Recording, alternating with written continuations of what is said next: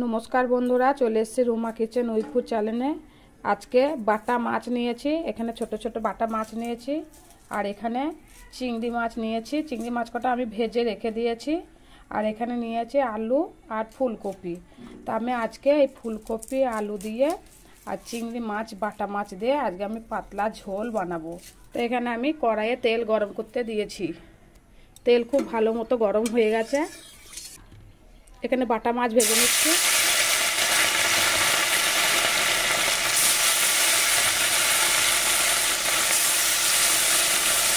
অনেক কটাই বাটা মাছ আছে, দুবার করে ভাজতে হবে। আদা, কাঁচা লঙ্কা, পেঁয়াজ খুব ভালো করে ছাড়িয়ে ধুয়ে নিয়েছি। আর এখানে ফুলকপি বাটা মাছের রেসিপিতে মশলা দেবো। শুকনো লঙ্কা, কাঁচা লঙ্কা, জিরে, আদা। আমি এখানে কিন্তু রসুন অ্যাড করিনি, আমি রসুন দেবো না, রসুন ছাড়াই কিন্তু আজকে আমি মাছের রেসিপিটা বানাবো। এখানে বাটা মাছ কটা খুব ভালো করে ভাজা হয়ে গেছে। এখানে সম্পূর্ণ বাটা মাছ তুলে নিয়েছি। এবার বাকি যে চিংড়ি মাছ কটা আছে, চিংড়ি মাছ কটা আমি আরেকটু ভালো করে ভেজে নেব। আমি এই মাছ ভাজার তেলের ওপরে দিয়ে দেব কেটে রাখা আলু আর ফুলকপি। ফুলকপি আলু খুব ভালো করে ধুয়ে নিয়েছি। আমি কিন্তু কোনো ফোড়ন দিইনি, ফোড়নটা আমি পরে দেব। দিয়ে দিচ্ছি সবজি কটা। ফুলকপি খুব ভালো করে ভাজা ভাজা করে নেব। এখানে ফুলকপি আলু আমি একটু নেড়ে নিচ্ছি। ফুলকপি আলু আমি নেড়ে নিয়েছি। নেড়ে নেওয়ার পরে আমি দিয়ে দিচ্ছি হলুদ, দিয়ে দিচ্ছি লবণ, দিয়ে দিচ্ছি কেটে রাখা পেঁয়াজ। তো ভালো করে নেড়ে নেব। খুব ভালো করে নেড়ে নিয়েছি। আবারও আমি ভালো করে ফুলকপি আলু একটু কষিয়ে নেব।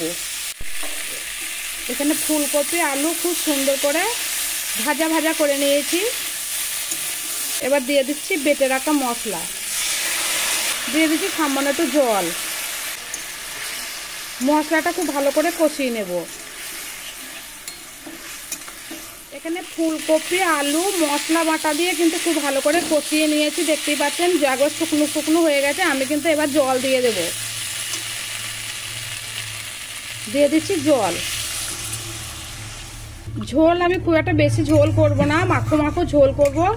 আমি কিন্তু আর একটু জল দিয়ে দেব যাতে সবকিছু আলু ফুলকপি সিদ্ধ হয়ে যায়। আমি এই বাটির এক বাটি আর একটুখানি জল দিয়ে দিলাম।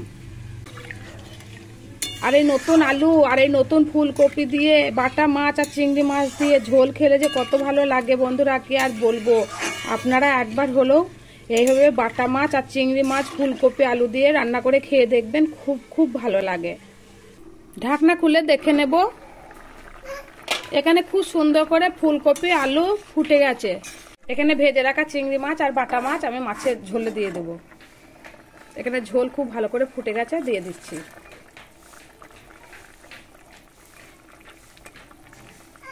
আমি আবারও একটু ঢাকা দিয়ে দেব।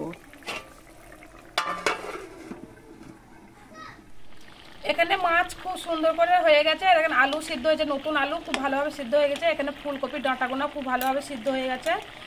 এবার ঢেলে নেব।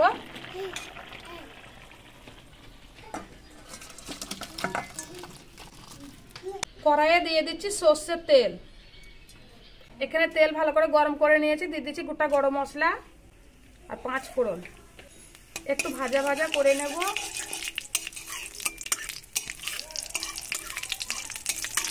এখানে ফোড়ন খুব ভালো করে গরম করে নিয়েছি। দিয়ে দিচ্ছি মাছ,